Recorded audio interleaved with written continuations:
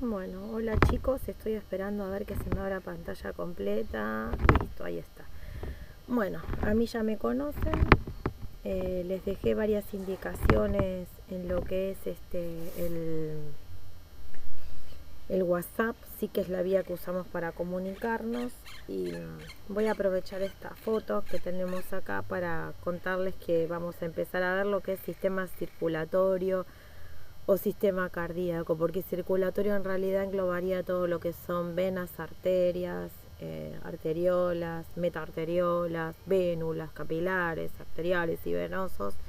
Si eso es puramente vascular, y acá se nos junta un poco todo, por eso se habla de sistema cardíaco como lo menciona el libro. Recuerden que van a encontrar un PDF, ¿sí?, con el material, con la bibliografía, así como tuvieron la fotocopia en un primer momento de Respi. Después tienen el PDF de digestivo, van a tener el PDF de esto. Recuerden no estudiar del Power. El Power está para aclararle las cosas. Estudien del libro, ¿sí? Yo voy a preguntarles cómo está organizado el libro. Etiología, cuidado de enfermería, que no obstante lo venimos repitiendo, ¿sí?, en el PowerPoint. Pero necesito que sepan que nos vamos a organizar como el libro. Después el tema evaluación, veremos, esto se consensúa, ¿sí? No es una decisión unilateral de cómo se va a tomar. Recuerden todo lo que les mencioné respecto a la entrega de trabajos por mail y del presente. O sea, no hay Zoom, no hay mail, no hay presente, ¿sí? Y tratemos de hacer las cosas en el horario de la clase presencial. ¿Se entiende? O sea, tenemos un contrato firmado como docente para trabajar de tal hora a tal hora. Puedo llegar a poner un par de horas más, pero después ya no, porque yo tengo otras obligaciones con otras instituciones. Entonces les pido que respeten el horario que les di. No obstante, yo les amplié un poco el horario a más de 4 horas como para que lo entreguen, sí, pero no para el día siguiente, sí, no, porque yo ya no estoy disponible. Así que bueno, aténganse a lo que dice el WhatsApp, y el que no entiende me llama por teléfono y me pregunta, ¿sí? No tengo problema en responder dudas. Bueno, respecto al sistema circulatorio, sí, nosotros vamos a ir hablando a medida del Power. Esto es un corazón, las 4 cavidades. Yo les había pedido que ustedes repasen lo que es anatomía y fisiología, y hablo de repasar porque ya lo vieron a esto, ¿sí? En lo que son, lo que tiene que ver con corazón es lo que vamos a ver hoy. Nosotros tenemos un tejido, ¿sí?, que rodea al corazón, que es una de las capas, que es la capa más externa, que se llama pericardio. Por adentro hay una capa muscular, reitero, esto es repaso, sí, que se llama miocardio, que va a tener las células cardíacas que tienen ciertas propiedades, como es la automaticidad, la contracción, sí, que esto tiene que ver con la fisiología, con la función que tiene el corazón. Tenemos un tabique, no veo bien la flecha, pero bueno, tenemos un tabique interventricular, ¿sí?, uno interauricular y uno auriculoventricular, donde están las válvulas, ¿sí?, mitral, tricúspide, que lo que hacen esas válvulas es permitir que la sangre pase y no vuelva, ¿sí? O sea, pasa y queda ahí, pasa y queda ahí. Que hay patologías, sí, donde la sangre tiene una circulación retrógrada, sí, existen, sí, pero no vamos a verlas nosotros, al menos no por ahora. Bueno, entonces recuerden que tienen músculos papilares, que son esas cuerdas tendinosas. Uno, igual si abre un corazón de vaca, puede apreciar todo esto. Que las paredes de los ventrículos, esto es muy importante, son paredes gruesas, eso lo vieron en anato, y eso tiene que ver con la función del ventrículo. Y entre los dos ventrículos, el que va a tener la pared más gruesa es el izquierdo. ¿Por qué? Porque del izquierdo sale la arteria aorta, que es la que va a llevar sangre a todo el corazón, a todo el cuerpo, perdón. Recuerden, ¿sí?, que lo voy a tomar en los parciales, ¿sí? Por favor, recuérdenlo y anótenselo, qué vasos entran y salen, ¿sí?, de cada una de las cavidades. Esto lo saben de anatomía. Recuerden anotarlo porque yo lo tomo en los exámenes, ¿sí? ¿Por qué lo tomo en los exámenes? Porque esto ayuda mucho a entender todas las patologías y a entender toda la sintomatología, ¿sí? A entender por qué yo tengo, por ejemplo, ¿sí?, cianosis en los dedos de los pies, ¿sí? ¿A dónde está el problema? ¿Se entiende? Si ustedes van ahondando a ver si es una insuficiencia cardíaca derecha, izquierda, si hay un problema de perfusión, los va a llevar a relacionar, ¿sí? Entonces tengan en cuenta eso. Recuerden que los vasos que irrigan el corazón son las arterias coronarias, primeras ramas de la arteria aorta. Salen antes del callado aórtico. El callado aórtico es eso que ustedes ven en el dibujo, que tiene justamente forma de callado, de curva. De ahí bajan lo que es aorta torácica descendente, ¿sí?, abdominal, dando las respectivas ramas. Estúdiense también las ramas de la aorta, ¿sí, chicos? Bien. Bueno, el sistema cardíaco, junto a la sangre, recuerden que la sangre es un tejido, que ya lo habíamos hablado, ¿sí? El vascular y el linfático mantienen la homeostasis corporal. Concepto de homeostasis, que calculo que lo vieron en biología, sí, yo lo toco con mis alumnos en biología en el instituto, que tiene que ver con el equilibrio del medio interno. Sí, recuerden que el vascular, sí, transporta sangre, y la sangre, aparte de llevar oxígeno, nutrientes, como ya lo saben, por el arterial y traer dióxido de carbono y residuos por el venoso, también lleva calor, ¿sí? Cuando no hay circulación, el paciente está frío. Ténganlo en cuenta. Por eso se habla de homeostasis corporal. El medio ambiente lo proporciona el líquido intersticial, sí, que está en equilibrio con el intravascular. Intersticial o intercelular es más o menos lo mismo. No es lo mismo que intracelular. Aprovecho para contarles, ¿sí?, que hay 3 espacios, ¿sí? El intracelular, intra es adentro, el intercelular, que es entre las células, y el intravascular, que es adentro de los vasos. Yo necesito en este momento, sí, que el líquido esté intravascular. A mí el líquido en el intersticial no me sirve. En determinadas patologías yo voy a ver que tengo poco líquido adentro de los vasos y mucho afuera. Lo que voy a tener que hacer es usar alguna forma para pasarlo a través de esa membrana semipermeable que ustedes habrán estudiado, con un montón de características, a donde realmente es útil, que es en el intravascular. Sí. Un paciente con edema, yo se los he explicado muchas veces a mis alumnos, y lo creo que lo hemos hablado en el primer día de clase, no me implica que sea un paciente que está sobrehidratado, ¿sí? Puede tener edema, ¿por qué? Porque el líquido está en este espacio, que se le llama tercer espacio, también a este intersticial o intercelular, y que no es un espacio útil, y el paciente adentro de su célula está seco o hipotónico, y adentro de sus vasos sí tiene una presión venosa central baja porque no hay sangre, está hipotenso. Recuerden la definición de tensión arterial, ¿sí? Entonces, tengan en cuenta todo esto. Esto del manejo de líquidos lo hablamos la primer clase cuando hablamos de las necesidades básicas de Virginia Henderson, ¿sí? Bueno, los capilares, ustedes saben que son los vasos más finos, ¿sí?, los que están en contacto con el tejido. Por eso nosotros hablamos de capilares cuando hablamos de homeostasis. Acá también hay capilares, están en contacto con el tejido. Es una capa unicelular que se llama endotelio, que permite el paso, ya sea el paso de gases, como pasaba en los alvéolos, ¿sí?, con el capilar, el paso de nutrientes o sustancias, ¿sí?, tóxicas a nivel tisular. Recuérdenlo. Actúan como unidades funcionales del sistema vascular, siendo el corazón, ¿sí?, la bomba de este sistema. La valoración acá nos sirve para determinar si el corazón y los vasos funcionan como deben, así también, ¿sí?, el sistema respiratorio. Que esto algo vimos, ¿sí? ¿Por qué? Porque yo les hablaba en un momento de la circulación. En realidad les hablaba del respiratorio y les decía de mirar cianosis distal, cianosis en los pies o en las manos.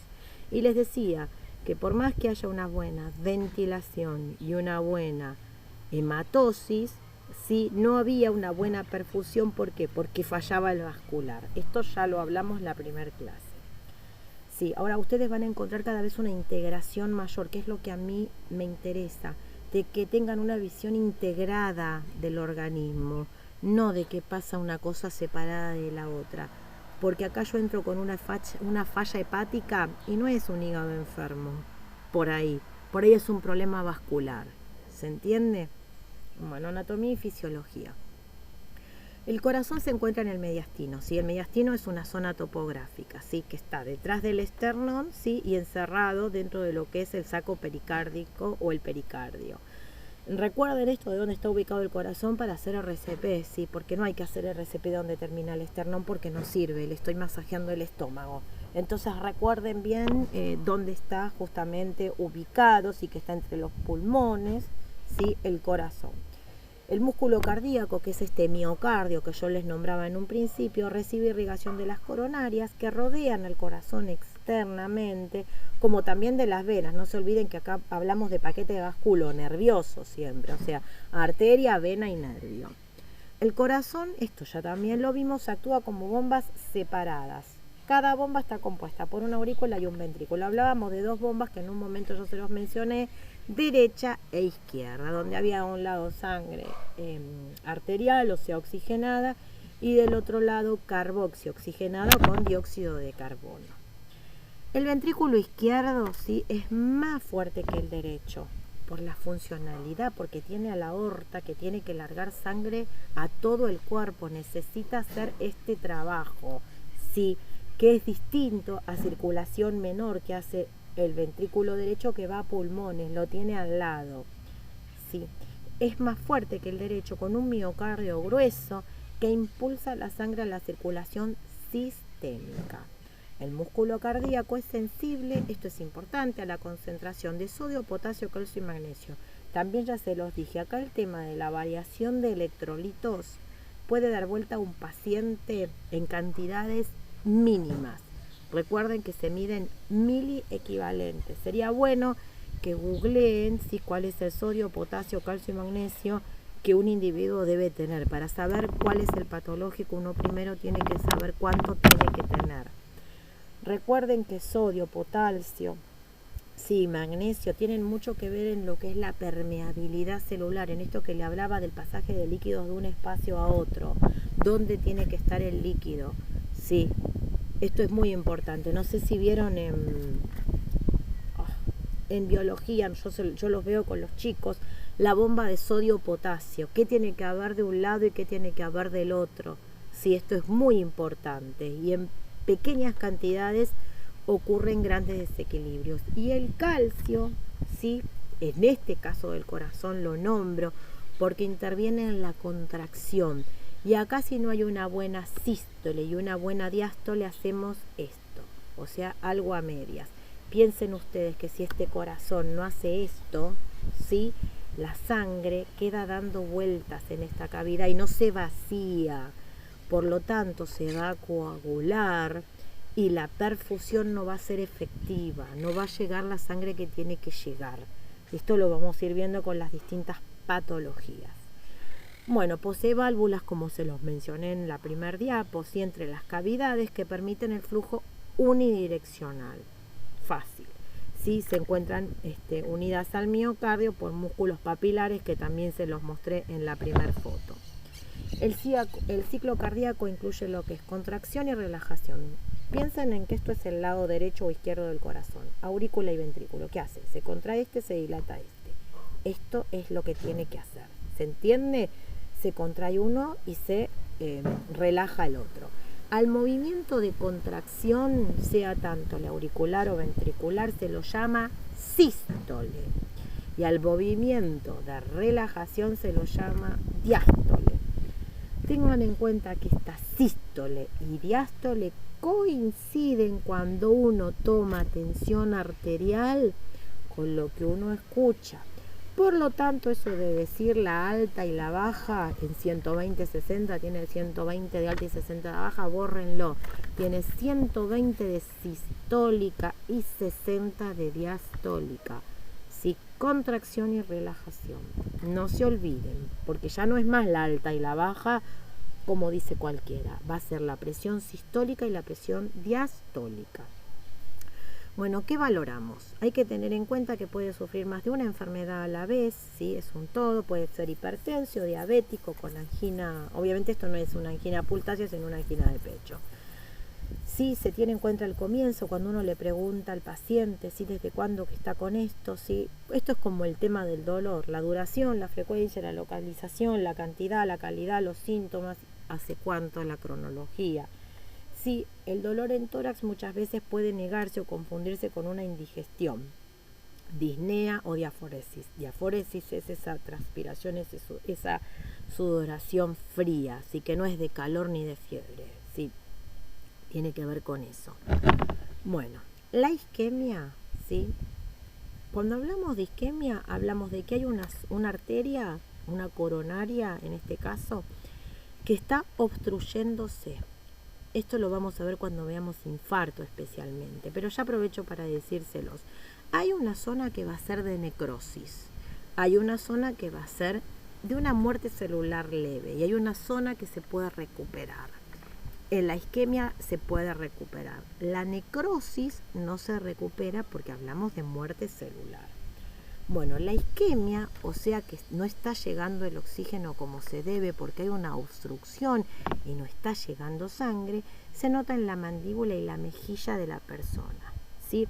Se debe interrogar sobre registros de TA, generalmente son pacientes hipertensos, cardiópatas, o sea, con antecedentes, ¿sí? Yo vengo con este dolor, yo tuve angina de pecho, soplos, que eso se oculta, pruebas cardiovasculares, que ya vamos a ver que son pruebas de diagnóstico, ¿sí? Y ACV, accidente cerebrovascular.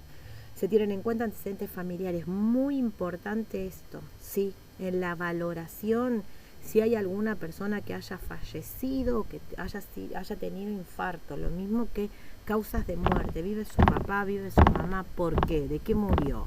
Es muy importante, lo mismo que el antecedente de cáncer. ¿Qué medicación está tomando? ¿En qué dosis? 2 o 3 veces por día cuando me acuerdo. Consumo de alcohol, café, ejercicio, ¿sí? Y el nivel de estrés. Acá hay que indagar sobre la parte laboral, por ejemplo, la parte familiar. En la valoración objetiva, ¿sí? Tener en cuenta lo que uno ve, cómo está el sistema tegumentario, lo que les decía, la cianosis, ¿sí? Si le crece vello, el no crecimiento de vello indica mala circulación, ¿sí? Ténganlo en cuenta. Hay otra cosa que también habla de problemas cardiológicos y respiratorios que se llaman dedos en palillo de tambor. Tiene la forma del palillo de tambor. Búsquenlo, por favor.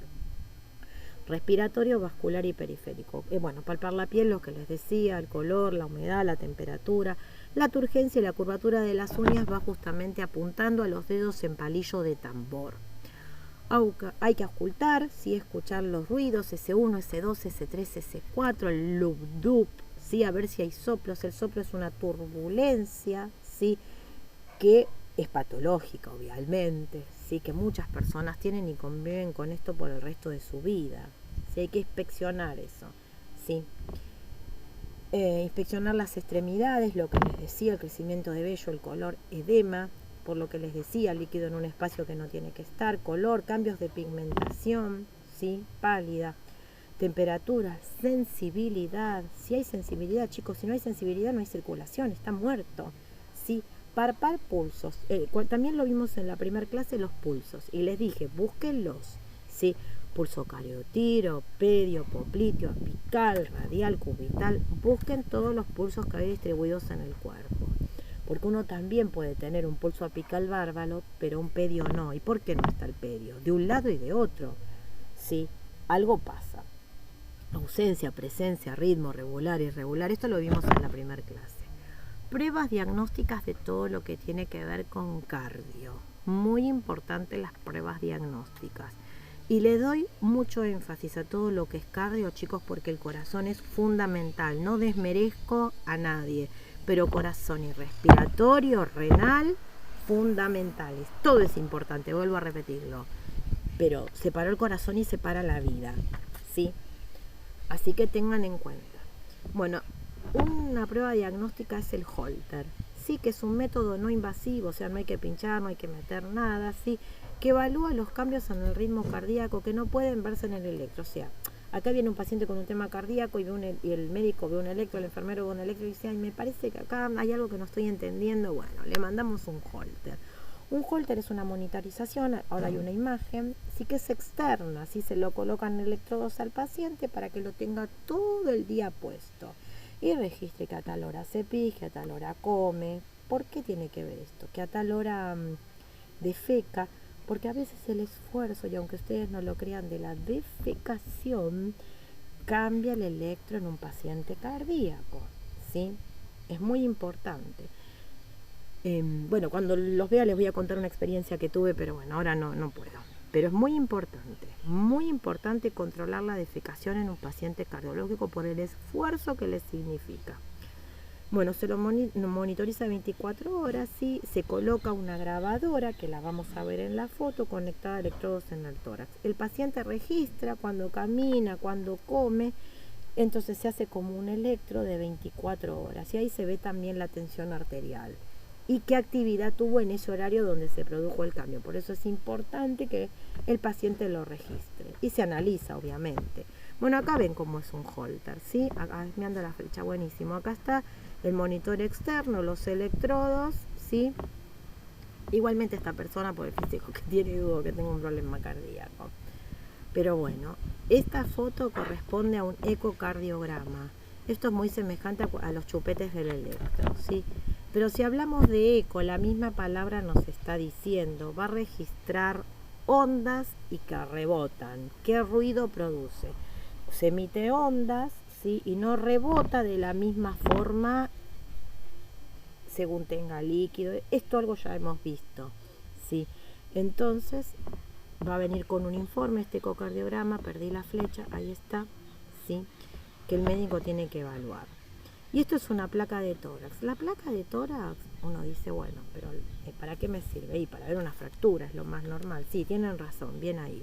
Pero ¿qué pasa? Acá una placa de tórax, ¿saben qué nos puede dar? La pauta de que hay una cardiomegalia. Cuando hablamos de cardiomegalia, como siempre les digo, lean sus hijos y mis hijos, cuando el corazón, ¿sí?, está agrandado. ¿Por qué puede haber un corazón agrandado? Y por demanda, por mal funcionamiento. El corazón, como es un músculo, se ejercita todo el tiempo. Imagínense que no para en todo el día y encima está sobreexigido. Entonces el músculo crece como cualquier músculo. Yo voy al gimnasio, me crecen los músculos. Bueno, este corazón está todo el día trabajando el doble, entonces crece. Sí, entonces una placa fundamental para ver un desplazamiento que se llama dextrocardia, ¿sí?, al lado derecho, porque sabemos que el corazón tiene que estar del lado izquierdo, ¿sí? O, por ejemplo, una cardiomegalia. Es importante ver una cardiomegalia. Bien. RX de tórax, la placa, muestra los contornos del corazón, el tamaño, la situación en el tórax y cómo está configurado. Detecta si hay agrandamiento, ¿sí?, o desplazamiento. Acá lo menciona como agrandamiento, recuerden, ¿sí?, cardiomegalia, mega grande, o desplazamiento dextrocardia. El eco, ¿sí?, que vimos la fotito, es un procedimiento no invasivo, todo esto es no invasivo, que emplea ultrasonidos, yo les decía ondas, ¿sí?, para diagnosticar hipertrofias, masas, coágulos intracardíacos. Yo les decía cuando puede haber un coágulo, cuando ese corazón no expulse, ¿sí? Diagnostica estenosis mitral, que hablamos de una válvula estenosada cuando esa válvula está dura y no hace esto, queda ahí, ¿sí? ¿Se entiende? Bien, y para la misma se aplica un gel, sí, como una ecografía, chicos, y un transductor. Los ecosondas localizan movimientos, dimensiones, estructuras cardíacas, y hay otra ecografía, ¿sí?, que se llama puntualmente ecodoppler, que también se usa mucho, y se usa mucho el ecodoppler, no solo en corazón, sino en miembros inferiores. Es muy común para ver la circulación. La otra es la tomografía computarizada, que percibe, como toda tomografía, las variaciones en el tejido, evalúa los movimientos de la pared, tumores. Siempre las tomo sirven como para terminar de diagnosticar un tumor, un cáncer. Infarto de miocardio, derrame pericárdico y aneurisma. Derrame pericárdico es la acumulación de líquido. Recuerden que el pericardio, como todo como la pleura, como todo, Son dos capas, una visceral y una parietal. La visceral es la que está en contacto con el corazón y la parietal es la que está afuera, que se deslizan. Y acá, para que se deslicen, hay un líquido. Si acá hay mucho líquido, hay un derrame patológico. Aneurisma, no sé si vamos a llegar a verlo, pero les comento que el aneurisma es cuando una pared de una arteria, si por alguna razón se debilita. Se puede debilitar una parte, ¿sí? Entonces hablamos de un aneurisma sacular, una partecita. Se puede, ¿sí? Debilitar todo el contorno a nivel torácico, entonces esa aorta explota, lo cual obviamente, como se pueden imaginar, es causa de muerte, ¿sí? Porque produce una hemorragia, el corazón sigue funcionando y mandando sangre, ¿sí? Es mortal eso. Obviamente que hay avisos de aneurisma, se entiende cierta sintomatología, pero bueno, es simplemente para que lo sepan. Ahora no voy a tocar el tema aneurisma. Resonancia magnética, ¿sí? Evalúa la enfermedad pericárdica, las masas cardíacas, ¿sí? Masas y aneurismas. Durante el estudio el usuario se encuentra dentro de un imán, ¿sí? Como todo, ¿sí? Las resonancias que emite ondas magnéticas. No se usa en pacientes con marcapasos, obviamente, ¿sí? Ni objetos metálicos. Me preguntarán ustedes qué es el marcapasos. Ya vieron en anatomía que hay un nódulo, ¿sí? Que se llama nódulo sinoauricular o de Ajustavara o marcapasos del corazón, que justamente es el que va a marcar el ritmo cardíaco. Cuando este nódulo, por alguna razón, alguna patología no funciona, necesitamos algo externo que le diga al corazón cuándo tiene que contraerse y dilatarse, que se programa. ¿Se entiende? Ese paciente siempre va a tener el mismo ritmo. Corra, salte, esté durmiendo, tenga la actividad que tenga, ¿sí? Bueno, y hay que sacarse los objetos metálicos. A los pacientes se les explica el procedimiento y se les indica, bueno, que va a escuchar ruidos extraños. Cualquiera que se hizo este estudio ha escuchado. Y ahí está, ¿sí? Como es un resonador. Ahora vamos a cambiar y vamos a ver procedimientos invasivos. Muy importante los cuidados de enfermería en los procedimientos invasivos, porque los otros mal que mal es para ver qué se va a hacer y para contener e informar al paciente de para qué sirve. Pero acá tenemos acciones nuestras, ¿sí? Uno es el cateterismo cardíaco, que es introducir un catéter, imagínense, esterilísimo, tiene que estar esto, en el lado derecho o izquierdo del corazón. Esto lo hace el médico, nosotros asistimos y evalúa las presiones intracardíacas y el nivel de oxígeno. Se inserta un catéter a través de una vena, ¿sí? Del brazo o la pierna hasta la vena cava, ¿sí?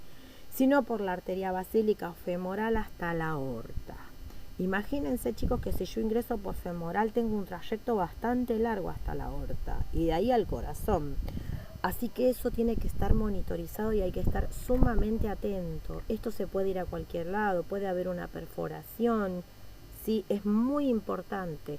El paciente tiene sensaciones en ese momento. Le estoy introduciendo un catéter desde la zona inguinal hasta el corazón. Por eso les digo, los invasivos, enfermería tiene un rol muy importante. El acceso se hace mediante una escisión. Ya a partir de ahí, todo estéril, campo fenestrado, Pervinox, cómo preparo la bandeja.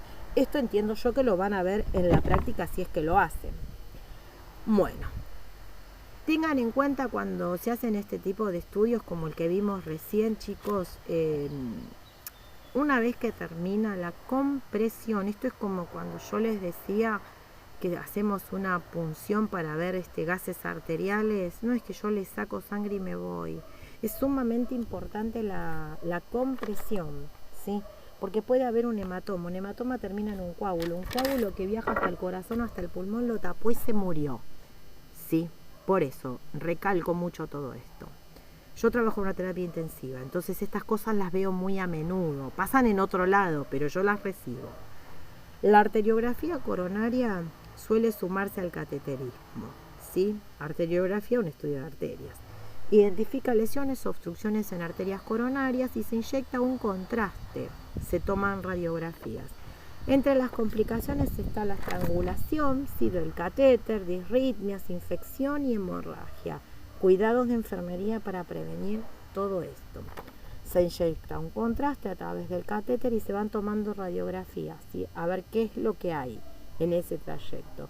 Las complicaciones van desde que se puede anudar ese catéter, o sea, va y vuelve, que puede pasar porque hay una obstrucción, una trombosis, que les decía un coágulo, una infección y hemorragias. Dentro de los cuidados está valorar también la alergia al yodo. Es muy importante porque la solución de contraste es iodada, ¿sí? A veces el paciente no lo sabe. Bueno, tendrá que hacerse un estudio para ver si es alérgico. Tener un ayuno de 6 horas, el paciente debe estar despierto, tranquilo. Muchas veces hay que darle una medicación, un clonazepam.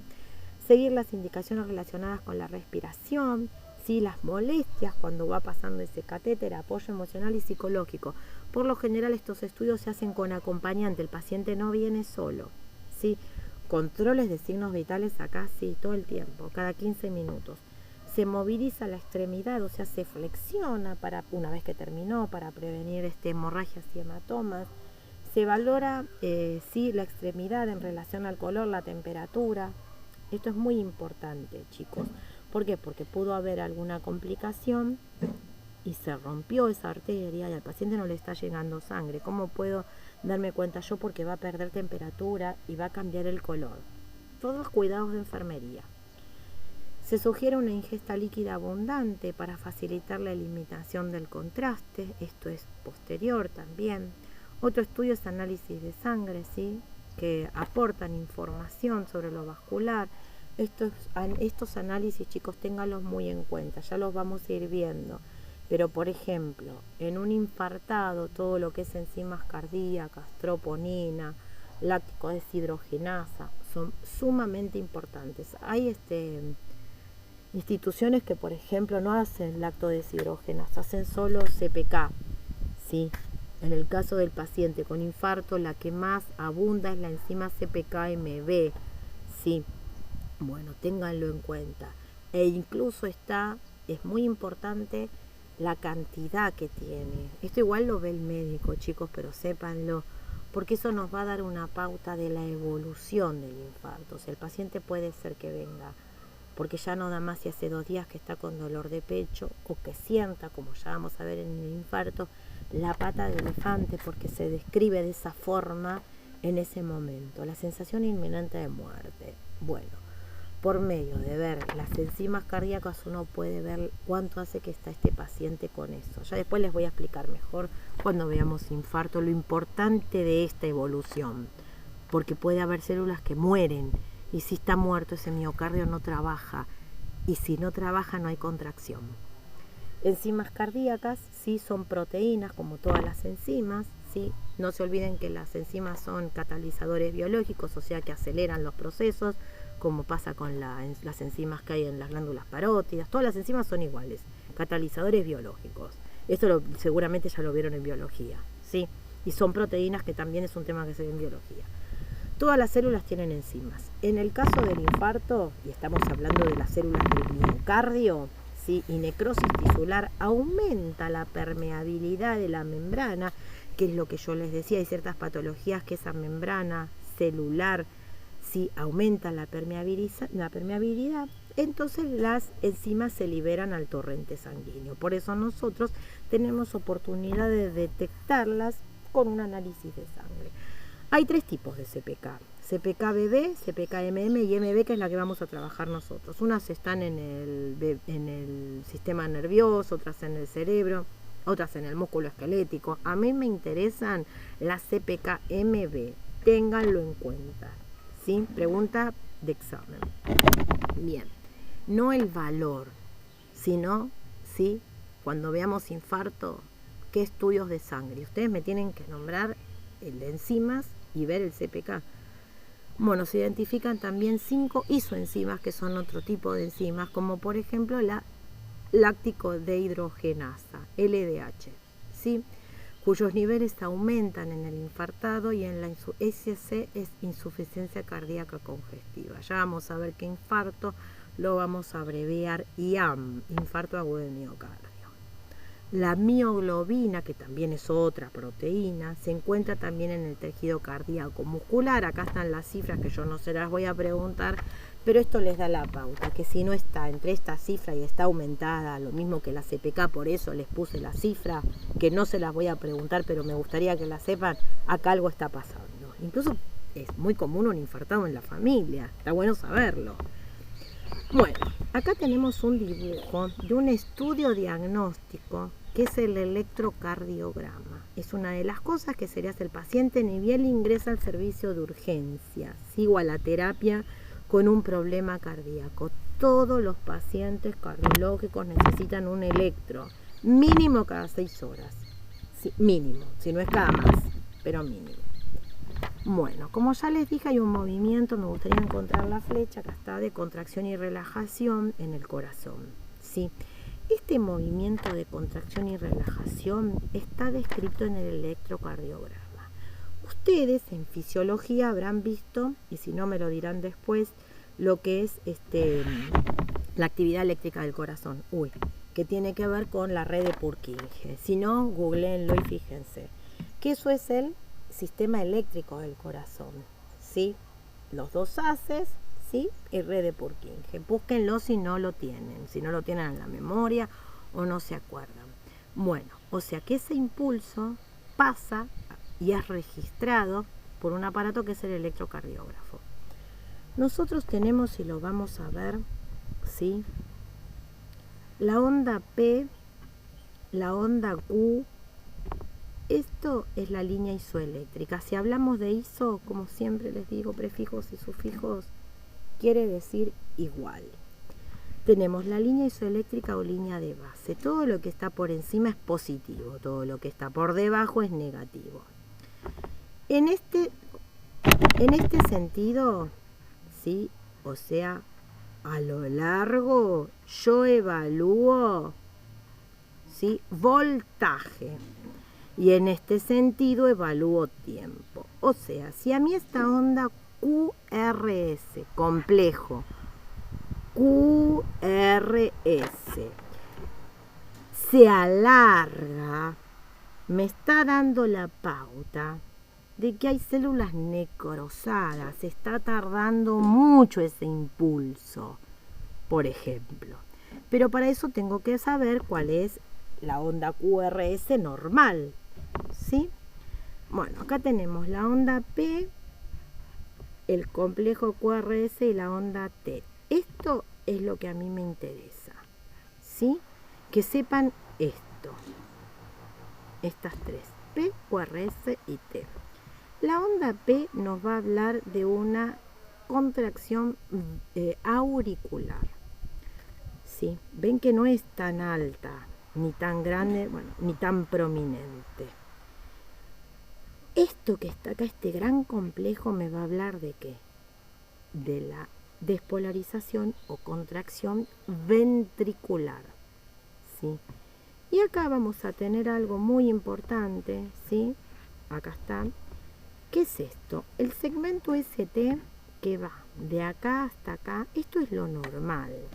Cuando esto se convierte como en una sola onda, así o para abajo, pero no un segmento y una onda, sino que nace de acá, segmento ST, vuelvo a repetir, nos está hablando de un infartado. Puede ser un supradesnivel o un infradesnivel, supra o infra de acuerdo a la línea isoeléctrica que recién les dije.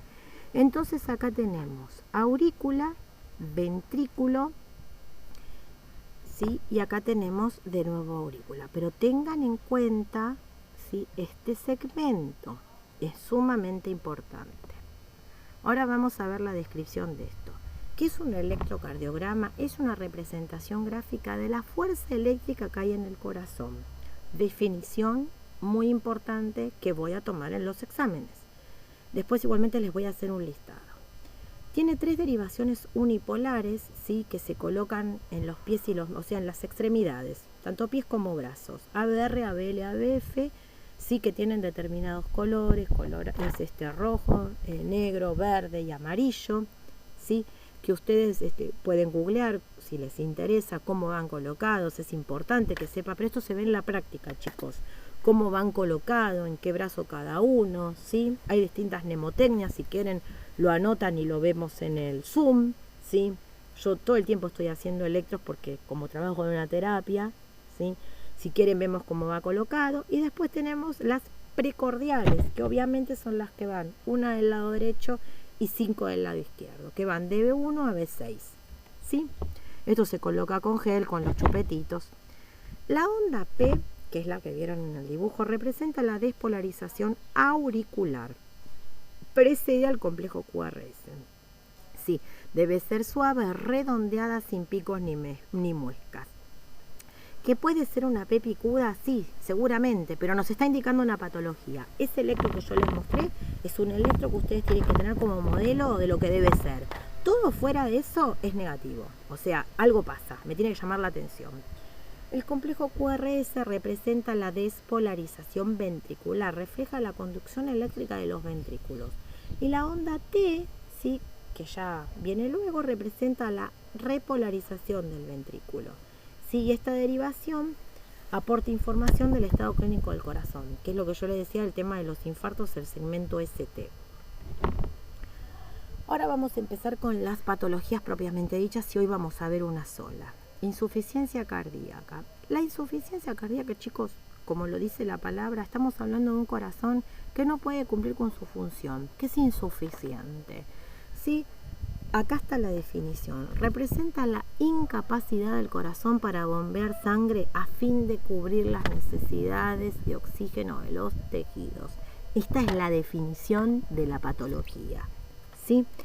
Cuando se somete al corazón a situaciones de sobrecarga, como por ejemplo la actividad física, la oxigenación de los tejidos se mantiene con mecanismos compensadores, como por ejemplo el aumento de la frecuencia cardíaca, ¿sí?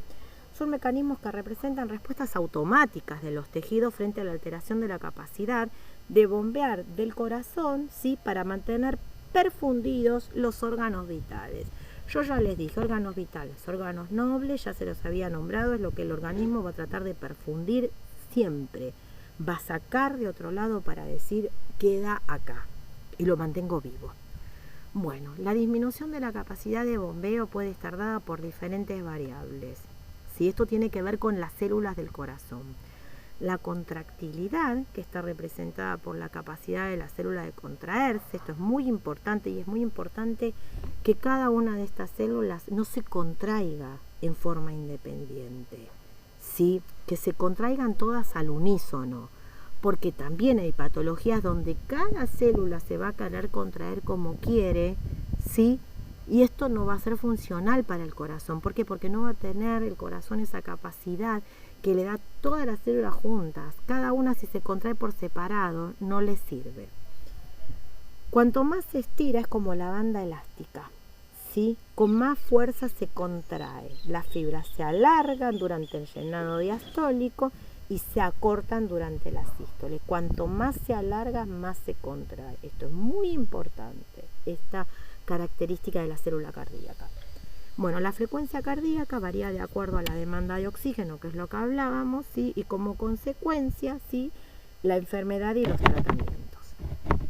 Acá hay otra de las cosas, aparte de la contractilidad que recién mencionamos, y la frecuencia, que es precarga y poscarga. Tengan en cuenta, chicos, que la precarga, ¿sí?, es la resistencia a la cual el ventrículo debe bombear sangre, ¿sí? Y refleja la tensión que se genera en la pared ventricular. Tiene que ver con la característica del ventrículo, ¿sí?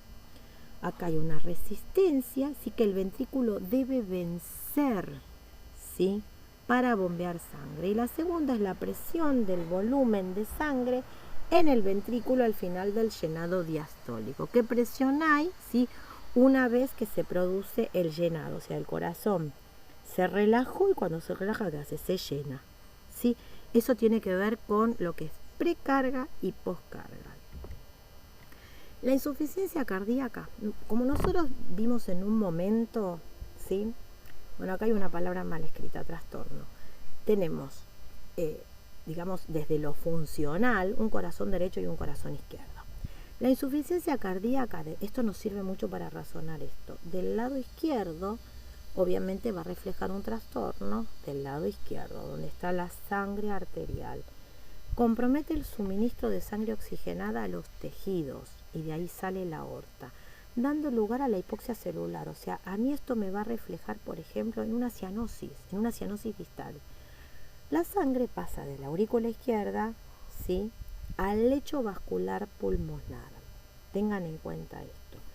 Los pulmones se congestionan y se llenan de líquido. O sea, si yo tengo, chicos, un problema en el ventrículo izquierdo por circulación retrógrada, o sea que va para atrás, la sangre del ventrículo, si tuviera un pizarrón lo podría dibujar, pero no tengo.